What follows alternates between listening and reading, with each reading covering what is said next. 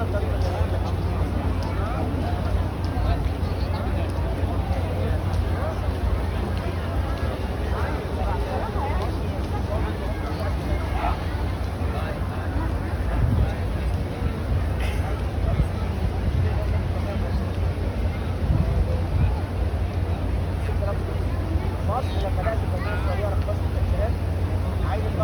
এখন এসেছি ইসলামের রাজা মোবারক শরীফ। অবশ্য গতকালকে এসেছি, 3 তারিখে আমরা এসেছি। ইনশাআল্লাহ 8 তারিখ পর্যন্ত এখানে অবস্থান করবো।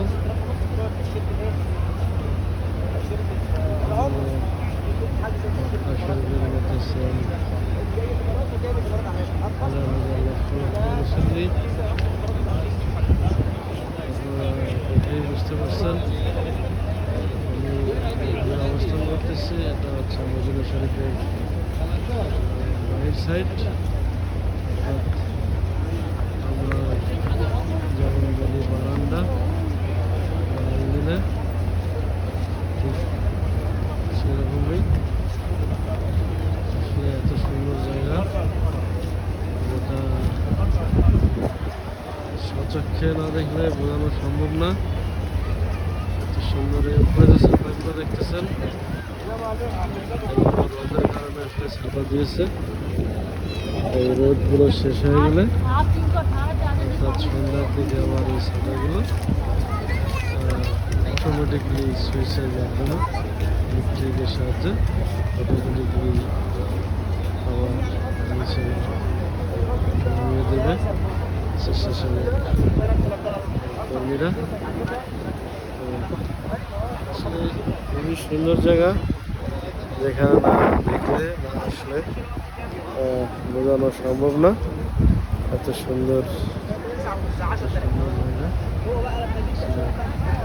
খুবই সুন্দর। প্রতিটা দিন লক্ষ লক্ষ মানুষ, হাজার হাজার মানুষ। যে বিল্ডিংগুলো দেখতেছেন আপনারা, এই বিল্ডিংগুলো নিজেদের সুবিধার জন্য চতুর্দিকে আবাসিক হোটেল। এগুলো প্রতিটা আবাসিক হোটেলের মাধ্যমে খাবার রেস্টুরেন্ট রয়েছে, যাতে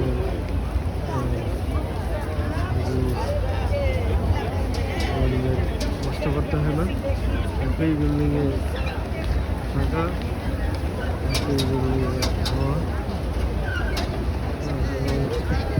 আমাদের হোটেলটি খুব কাছাকাছি, হোটেল থেকে বেশি একটা সময় লাগে না, খুব জোর পায়ে হেঁটে 5 থেকে 6 মিনিট। আমি আমার বাবা সহ এসেছি এখানে, সেটা হচ্ছে আমার বাবা।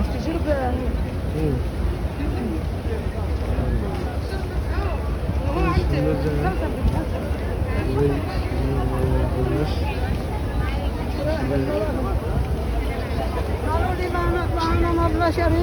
করি আমরা সকলের জন্য, সবাইকে জন্য অন্তত কমপক্ষে একবার যেন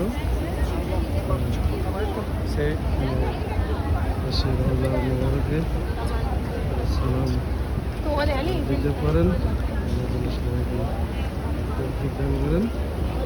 দেখতেছেন সব মহিলা হাজি, সবার জন্য। আপনাদেরকে বলে রাখি, মক্কা শরীফ এবং মদিনা শরীফে শুধু একটু পার্থক্য আছে।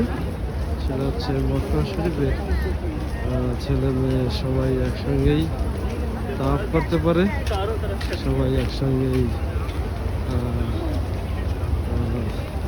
ছাপা মারা সাই করতে পারে। কিন্তু মদিনায় আলাদা, মেয়েদের জন্য আলাদা নামাজের ব্যবস্থা, ছেলেদের জন্য আলাদা। অর্থাৎ এক ছেলে মেয়ে একসঙ্গে